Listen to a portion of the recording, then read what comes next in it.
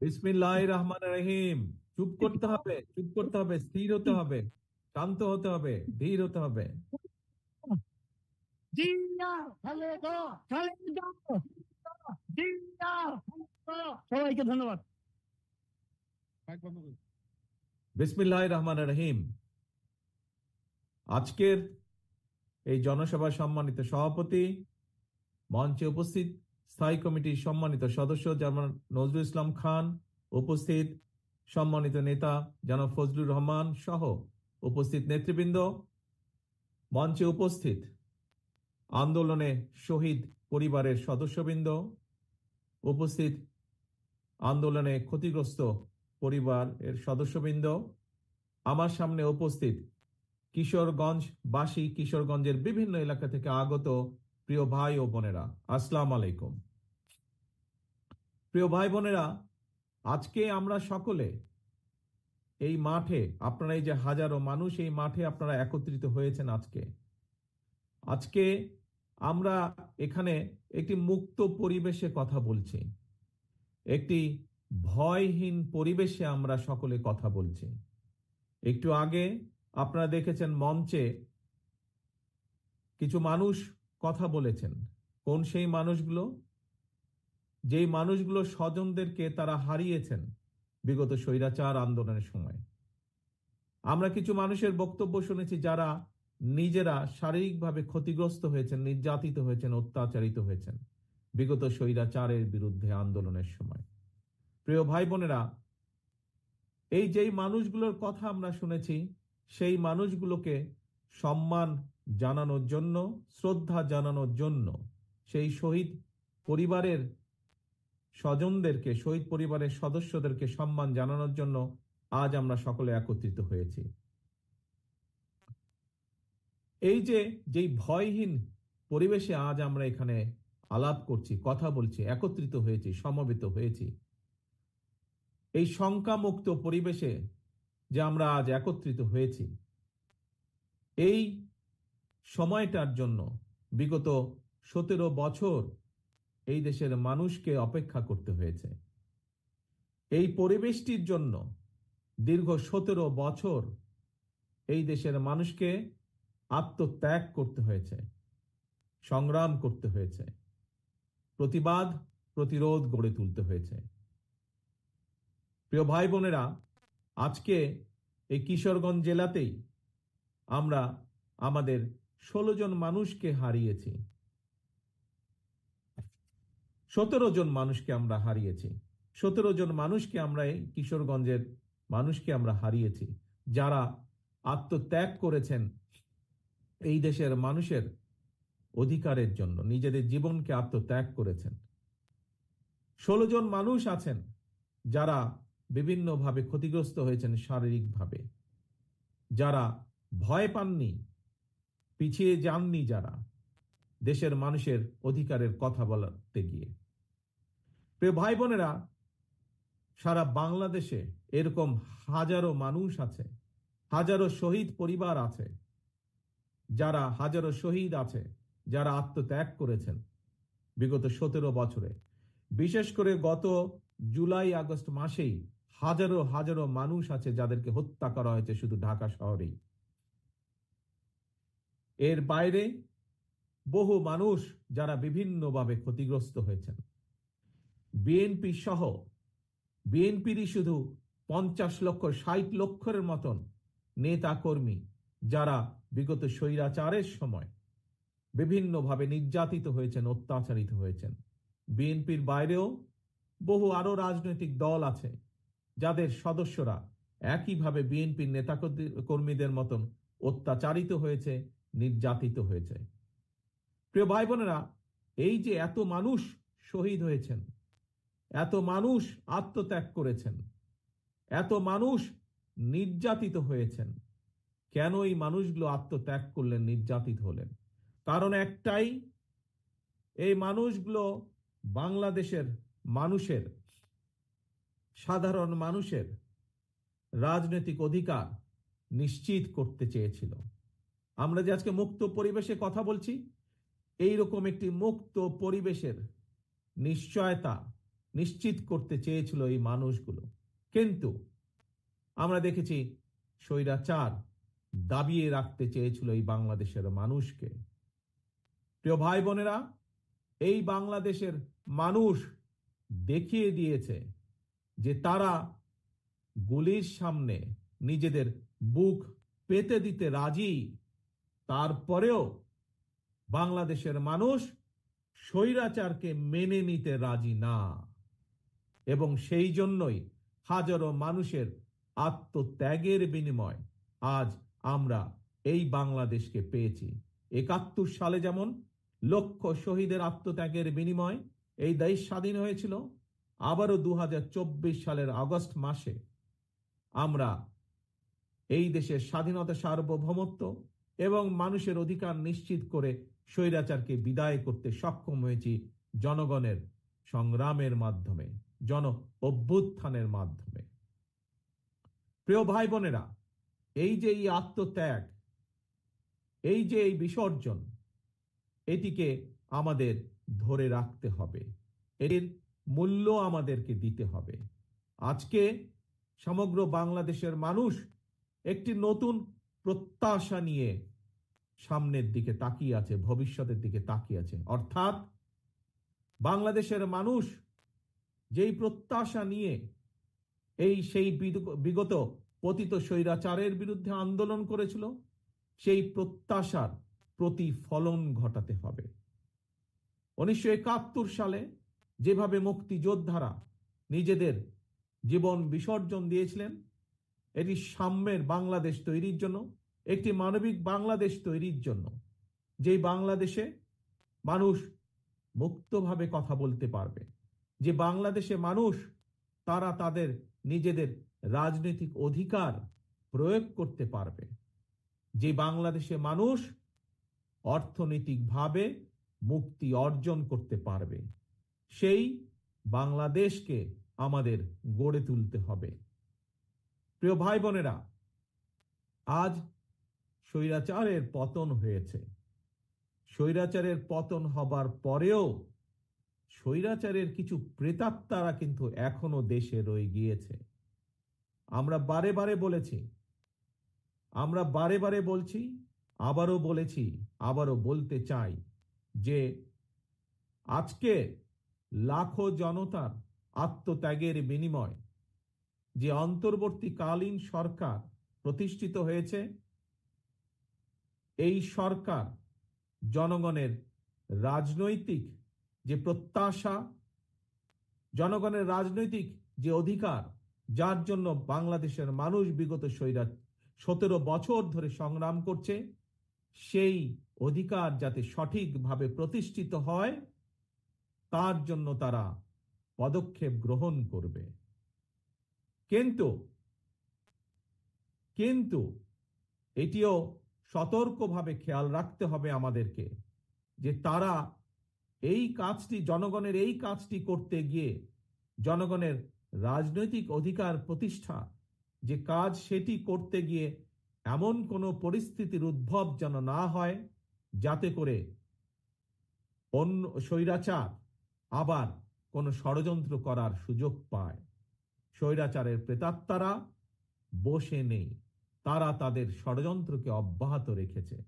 কাজে প্রিয় ভাই বোনেরা, গণতন্ত্রের পক্ষের সকল রাজনৈতিক দল, গণতন্ত্রের পক্ষের প্রতিটি মানুষকে আজ সতর্ক থাকতে হবে, সজাগ থাকতে হবে। একইভাবে যেরকম আমরা এই অন্তর্বর্তীকালীন সরকারকে সহযোগিতা করব, একই সাথে আমাদেরকে এটাও বলবে যে কোথায় কি সমস্যা হচ্ছে এবং কিভাবে তার সমাধান করতে হবে, সেই সহযোগিতা আমাদের তাদেরকে দিতে হবে। প্রিয় ভাই বোনেরা, আজকে সমগ্র বাংলাদেশের মানুষ প্রত্যাশা করছে, কি প্রত্যাশা করছে? যে তাদের প্রিয় দল, বাংলাদেশ জাতীয়তাবাদী দল বিএনপি, ইনশাল্লাহ জনগণের সমর্থন নিয়ে আগামীতে সরকার গঠন করতে সক্ষম হলে বাংলাদেশের মানুষের প্রত্যাশার যেই বাংলাদেশ, সেই প্রত্যাশার বাংলাদেশ গড়ে তোলার কাজ করবে। প্রিয় ভাই বোনেরা, গত কয়েকদিন ধরে আমি একটি কথা বলেছি, নিশ্চয়ই আপনারাও সেই কথাগুলো শুনেছেন। বিভিন্ন জনসভায় আমি বলেছি, আজ আপনাদের সামনেও সেই কথা বলতে চাই। আমরা একটি পর্যায় অতিক্রম করে এসেছি, যেই পর্যায়টা ছিল স্বৈরাচারের পতন ঘটিয়ে দেশের মানুষের কে মুক্ত করা। প্রিয় ভাই বোনেরা, স্বৈরাচারের পতন হয়েছে, বাংলাদেশের মানুষ স্বৈরাচার মুক্ত হয়েছে। একটু আগেই আমি বলেছি, স্বৈরাচারের পতন হয়েছে বলেই সকল বিপদ কেটে যায়নি, এখনো সামনে বিপদ আছে। আমাদেরকে এই ব্যাপারে সতর্ক থাকতে হবে। কিন্তু এর পাশাপাশি আমাদেরকে দেশ গড়ে তুলতে হবে, দেশকে ঐক্যবদ্ধ করতে হবে, দেশকে সামনে নিয়ে যেতে হবে। পৃথিবীর বুকে বাংলাদেশকে গড়ে তুলতে হবে একটি সম্ভাবনাময় দেশ, একটি সম্ভাবনাময় জাতি হিসাবে। প্রিয় ভাই বোনেরা, আমার বক্তব্যে আমি বলেছি যে শুধুমাত্র রাজনৈতিক মুক্তি হলে, রাজনৈতিক অধিকার প্রতিষ্ঠা হলেই সকল কিছু হয়ে যায় না। রাজনৈতিক ক্ষমতা অর্জন, রাজনৈতিক অধিকার প্রতিষ্ঠা পাশাপাশি আমাদেরকে বাংলাদেশের মানুষের অর্থনৈতিক মুক্তির সংগ্রামেও জয় যুক্ত হতে হবে। বাংলাদেশের মানুষের অর্থনৈতিক সংগ্রামেও আমাদেরকে জয় পেতে হবে। তাহলেই একমাত্র আমরা আমাদের যে আন্দোলন, সেইটির কাঙ্ক্ষিত লক্ষ্যে আমরা পৌঁছতে সক্ষম হব। প্রিয় ভাই বোনেরা, বাংলাদেশ, আমি বিশ্বাস করি দৃঢ়ভাবে, আমার সাথে বাংলাদেশের বহু লক্ষ কোটি মানুষ বিশ্বাস করে, বিশেষ করে আজকের তরুণ প্রজন্মের যারা সদস্য, তারা সকলেই বিশ্বাস করেন কি, যে এই বাংলাদেশটি এবং বাংলাদেশের মানুষ একটি সম্ভাবনাময় জাতি। এই বাংলাদেশ একটি সম্ভাবনাময় দেশ। শুধু প্রয়োজন সঠিক পরিকল্পনা, শুধু প্রয়োজন সঠিক নেতৃত্বের। প্রিয় ভাই বোনেরা, যদি আমরা রাজনৈতিক ক্ষমতা অর্জনের মাধ্যমে আমরা যদি সঠিক মানুষগুলোর হাতে এই দেশ এবং জাতির নেতৃত্ব তুলে দিতে সক্ষম হই, এই দেশের মানুষকে যদি আমরা সুযোগ করে দিতে পারি যে কারা তাদের নেতৃত্ব দিবে, সেই দায়িত্ব যদি আমরা মানুষের হাতে তুলে দিতে পারি, আমি ব্যক্তিগতভাবে বিশ্বাস করি তাহলে সেই দায়িত্বপ্রাপ্ত সঠিক ব্যক্তিবর্গ, সঠিক ব্যক্তিগণ এই জাতিকে সঠিকভাবে নেতৃত্ব দিতে পারবে। যেই নেতৃত্বের মাধ্যমে এই দেশের মানুষ একদিকে যেমন রাজনৈতিক অধিকার প্রতিষ্ঠিত করতে পারবে, একই সাথে অর্থনৈতিক মুক্তিও অর্জন করা সম্ভব সেই সঠিক ব্যক্তিদের নেতৃত্বের মাধ্যমে। প্রিয় ভাই বোনেরা, বাংলাদেশের প্রত্যেকটি, সমগ্র বাংলাদেশ যেমন একটি সম্ভাবনাময় দেশ, ঠিক একইভাবে আমি বিশ্বাস করি বাংলাদেশের প্রতিটি অঞ্চল, প্রতিটি জেলা একটি সম্ভাবনাময় এলাকা। আমরা আজ কিশোরগঞ্জে এই জনসভাটি অনুষ্ঠিত হচ্ছে আমাদের। আমরা যদি কিশোরগঞ্জে দেখি, আমার সামনে যত আপনারা হাজার হাজার যে মানুষ আজ এখানে উপস্থিত হয়েছেন, এই জনসভায় উপস্থিত হয়েছেন, প্রায় প্রত্যেকে আপনারা এখানে, হয়তো 2-4 জন অন্য জেলার মানুষ থাকতে পারেন, কিন্তু অধিকাংশ মানুষ এখানে কিশোরগঞ্জ জেলার মানুষ। কিশোরগঞ্জ জেলার সম্পর্কে আমি, কিশোরগঞ্জ জেলা যে কিভাবে একটি বাংলাদেশের মধ্যে অন্যতম একটি সম্ভাবনাময় জেলা, আমি 2-1টি কথা দিয়ে আপনাদের সামনে তুলে ধরতে চাই। প্রিয় ভাই বোনেরা, বড় মৌসুমে আপনাদের এখানে প্রচুর ধান হয়। আপনারা কি জানেন যে এই যে হাওর এলাকায় বড় মৌসুমে যে প্রচুর যে ধান হয়, আর বড় মৌসুমে শুধু আপনারা যে ধান উৎপাদন করেন শুধুমাত্র কিশোরগঞ্জ জেলায়, সেটি সমগ্র বাংলাদেশের ভিতরে যে ধান উৎপাদিত হয় তার 16% ধান আপনারা উৎপাদিত করেন। তার মানে দেখুন কত সম্ভাবনাময় একটি জেলা। সমগ্র দেশের 16% ধান একটি অঞ্চলেই আপনারা উৎপাদিত করেন। যদি সঠিক পরিকল্পনা গ্রহণ করা সম্ভব হয়, সঠিক পরিকল্পনা গ্রহণ করা যায়, যদি এই ধান যেই কৃষক ভাইয়েরা উৎপাদন করছেন তাদেরকে যদি রাষ্ট্রের পক্ষ থেকে সঠিকভাবে সহযোগিতা প্রদান করা যায়, তাহলে এই 16%কে আমরা আরো বেশি, হয়তো 20% আমরা করতে সক্ষম, 25% আমরা করতে সক্ষম। কৃষকদেরকে সঠিকভাবে যদি সহযোগিতা করতে সক্ষম হই আমরা। প্রিয় ভাই বোনেরা, আসুন এবার কিশোরগঞ্জের আরেকটি সম্ভাবনার দিক আমরা দেখি। এখানকার যে অষ্টগ্রাম বলেন, ইটনা বলেন, মিঠাপুকুর বলেন, এই এলাকার যে বিশাল হাওর আছে, এই হাওরে বিভিন্ন প্রকারের মাছ উৎপাদিত হয়। এখানে বাংলাদেশের যে মিঠা পানির যে মাছের চাহিদা, এই মাছের চাহিদার বিশাল ভান্ডার হচ্ছে এই এলাকাটি। এখানে রুই বলেন, কাতল বলেন, বোয়াল বলেন, আইল বলেন, বিভিন্ন প্রজাতির মাছ এই হাওর এলাকা হয়। প্রিয় ভাই বোনেরা, বিদেশে এই মাছ কেন আমরা রপ্তানি করতে সক্ষম হব না? আজকে যদি আমাদের গার্মেন্ট শিল্পের পোশাক রপ্তানি করে যদি বাংলাদেশ কোটি কোটি বৈদেশিক মুদ্রা বছরে অর্জন করতে সক্ষম হয়, তাহলে কেন আমরা কোনোদিন, যদি আমরা সঠিকভাবে পরিকল্পনা গ্রহণ করতে সক্ষম হই, যদি আমরা মৎস্য চাষী যারা আছেন তাদেরকে যদি সঠিকভাবে রাষ্ট্রের পক্ষ থেকে সহযোগিতা দেওয়া যায়, তাহলে গার্মেন্ট শিল্পের মাধ্যমে যেমন বিশ্বে বাংলাদেশের একটি পরিচিতি, ঠিক একইভাবে মাছ রপ্তানি করেও আমরা বাংলাদেশে কে পরিচিত করে দিতে পারবো বিশ্বের দরবারে।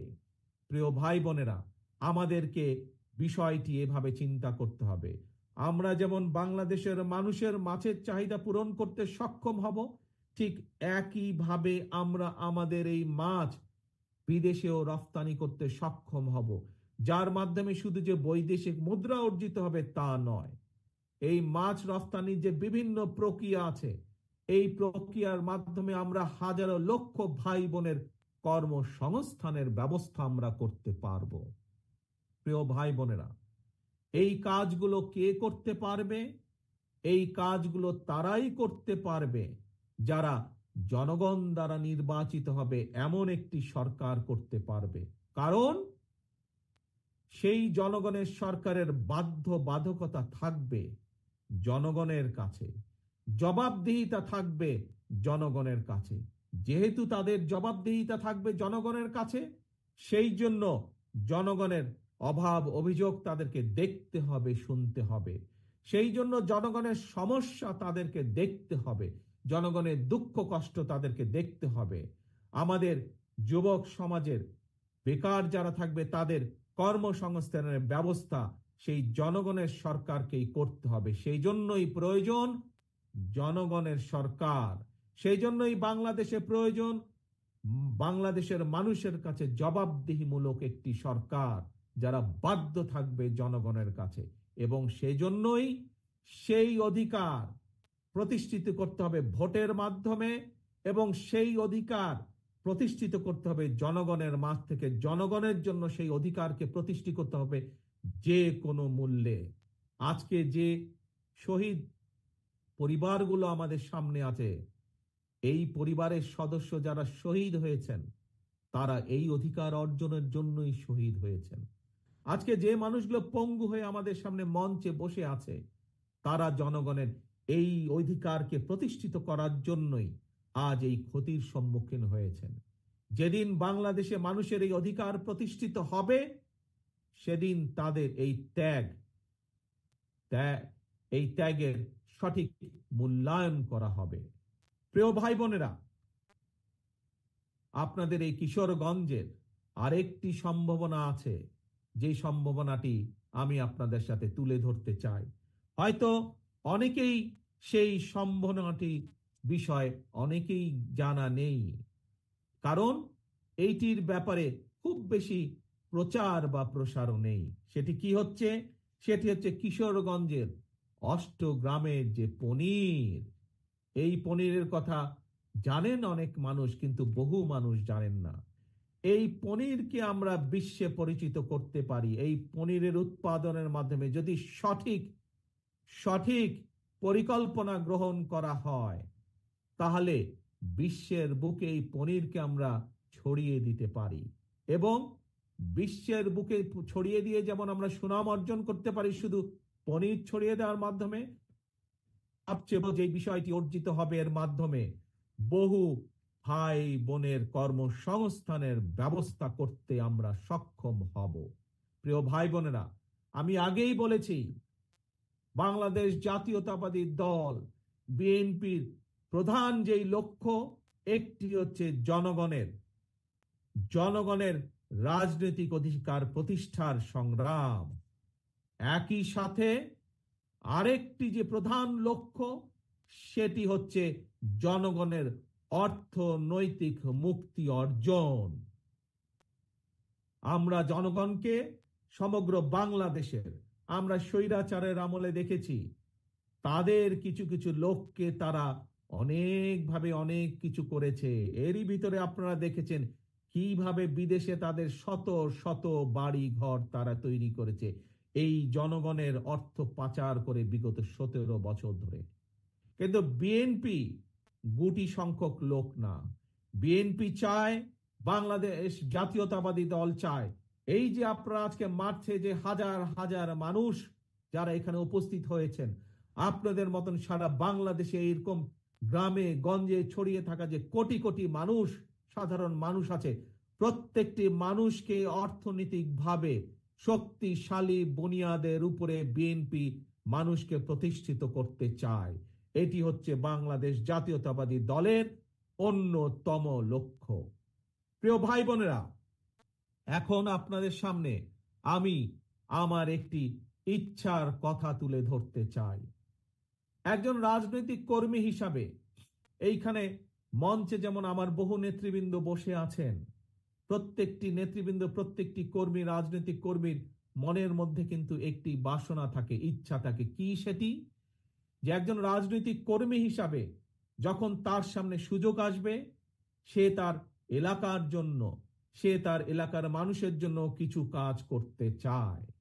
হয়তো কেউ কেউ তার যেই মাপের কর্মী বা যেই মাপের নেতা, সে সেভাবে চিন্তা করার চেষ্টা করে। কেউ চায় তার এলাকার, সে যদি সুযোগ পায় তাহলে তার এলাকার একটি রাস্তা সে তৈরি করবে। কেউ চায় সে যদি সুযোগ পায়, তার পক্ষে যদি সম্ভব হয়, এলাকার মানুষের সমস্যা হয়তো একটি ব্রিজ, সেই ব্রিজটি তৈরি করবে। কেউ চায় স্কুল স্থাপন করতে, কেউ চায় হাসপাতাল স্থাপন করতে এলাকার মানুষের জন্য। একজন রাজনৈতিক কর্মী হিসাবে, প্রিয় ভাই বোনেরা, আমিও একজন রাজনৈতিক কর্মী। আমারও একটি ইচ্ছা আছে যে কোনোদিন যদি আল্লাহর রহমতে বাংলাদেশের মানুষের সমর্থনে আমাদের পক্ষে যদি সম্ভব হয় দেশের জন্য কাজ করার অতীতের মতন, দেশের মানুষের জন্য কাজ করার অতীতের মতন, তাহলে আগামী দিনে আমি একটি কাজ করতে চাই এই বাংলাদেশের মানুষের জন্য। বিশেষ করে গ্রাম থেকে শুরু করব এই কাজটি। ধীরে ধীরে হয়তো শহর পর্যায়ে যাব আমরা, কিন্তু যেহেতু বাংলাদেশের অধিকাংশ মানুষ বসবাস করেন বাংলাদেশের গ্রামগুলোতে, জেলা পর্যায়ে, উপজেলা বা থানা পর্যায়ে, গ্রাম পর্যায়ে, সেই জন্য তাদের কাছে এই পরিকল্পনা বা কাজটি আমি নিয়ে যেতে চাই। কি সেই আমার পরিকল্পনা? আমার পরিকল্পনাটি হচ্ছে প্রত্যেকটি পরিবারের জন্য, মানুষ নয়, পরিবার হিসাবে আমরা বাংলাদেশে কতগুলো পরিবার আছে সেই পরিবারগুলোকে আমরা নির্দিষ্ট করব এবং প্রতি পরিবারকে আমরা রাষ্ট্রের পক্ষ থেকে একটি ফ্যামিলি কার্ড দিব। কি কার্ড? ফ্যামিলি কার্ড দিব। এখন জিজ্ঞেস করতে পারেন এই ফ্যামিলি কার্ডটি কি?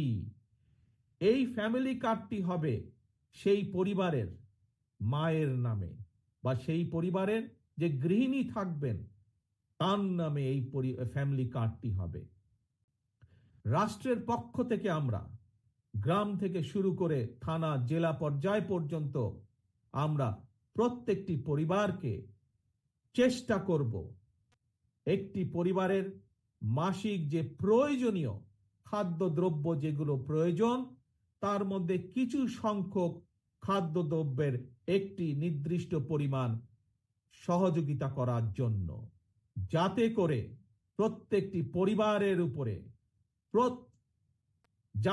প্রত্যেকটি পরিবার মাস শেষে রাষ্ট্রের এই সহযোগিতা পেলে কিছুটা হলেও তাদের স্বস্তি বোধ হয়, কিছুটা হলেও তারা নিজেদের যে সেভিংস, নিজেদের যে সঞ্চয়, সেটির পরিমাণ বৃদ্ধি করতে সক্ষম হয়। এবং তার ফলে এই সহযোগিতাটা যদি আমরা কয়েক বছর ধরে চালু রাখতে পারি, তাহলে আমি বিশ্বাস করি বাংলাদেশের গ্রামের পরিবারগুলো, গ্রামের মানুষগুলো সচ্ছলতার একটি পর্যায়ে উঠে আসতে সক্ষম হবেন।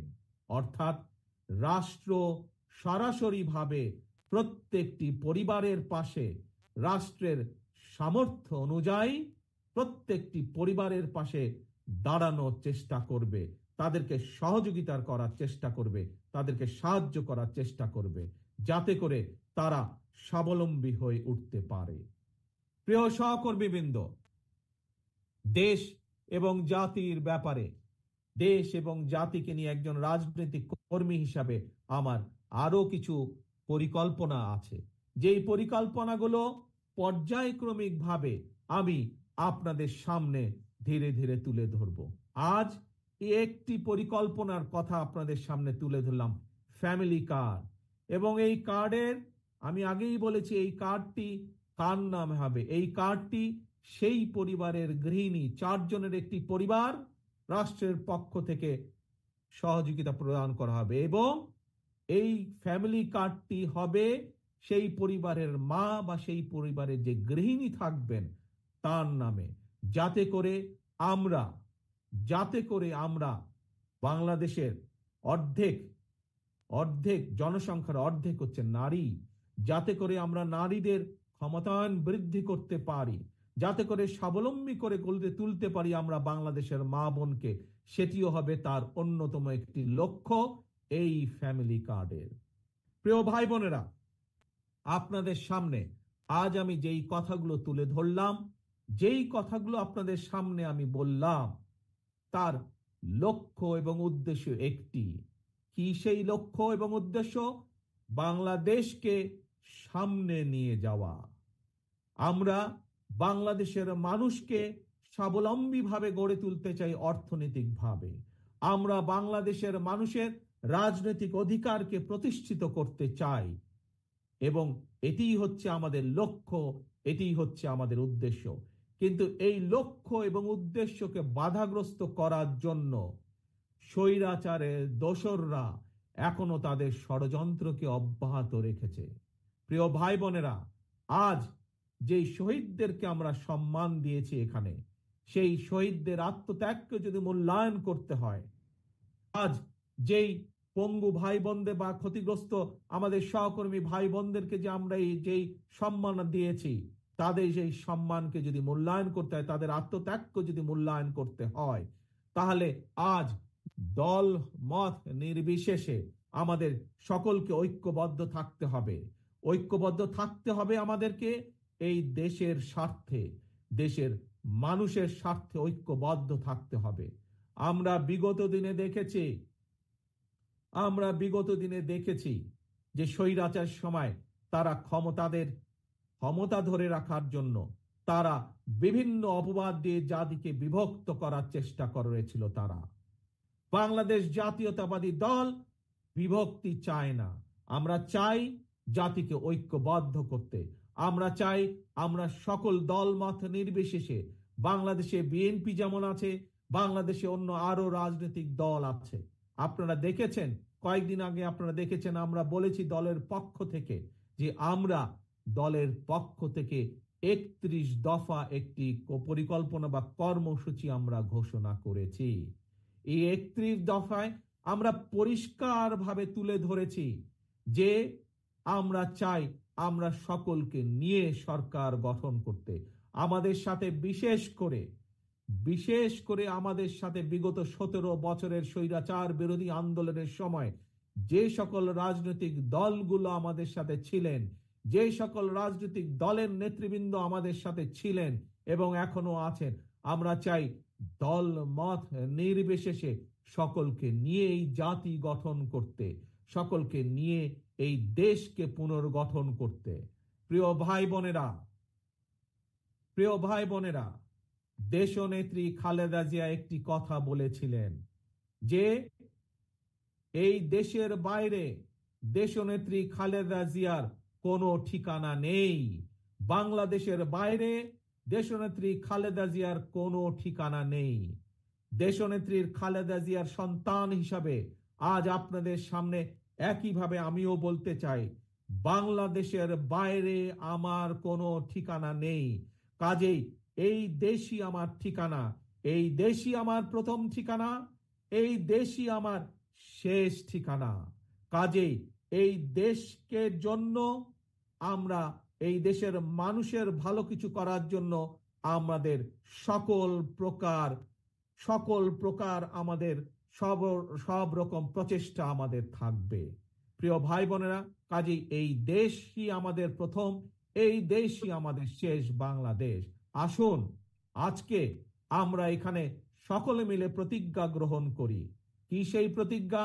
যেই শত হাজার মানুষ আত্মত্যাগ করেছেন স্বৈরাচারকে বিদায়ের জন্য, যেই হাজারো মানুষ নিজেদের ক্ষতির সম্মুখীন হয়েও দমে যাননি স্বৈরাচারকে বিদায় করার জন্য, সেই মানুষগুলোকে সম্মাননা জানিয়ে, সেই মানুষগুলোর আত্মত্যাগকে মূল্যায়ন করে আমরা সকলে ঐক্যবদ্ধ থাকি।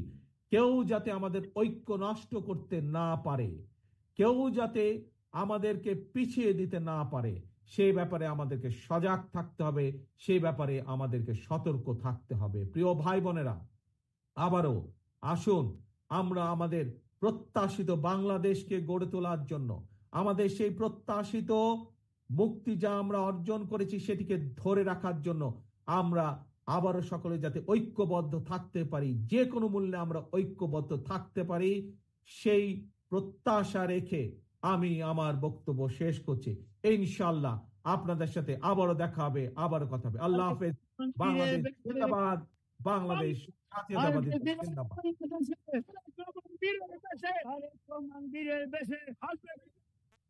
আসবে ফিরে বাংলাদেশে। প্রিয় উপস্থিতি, আজকে প্রধান অতিথি আমাদের লিডার বিএনপি ভারপ্রাপ্ত চেয়ারম্যান জনাব তারেক রহমান সাহেবকে কিশোরগঞ্জ জেলা বিএনপি এবং এই হাজারো লাখো জনতার পক্ষ থেকে সংগ্রামী অভিনন্দন জানাই।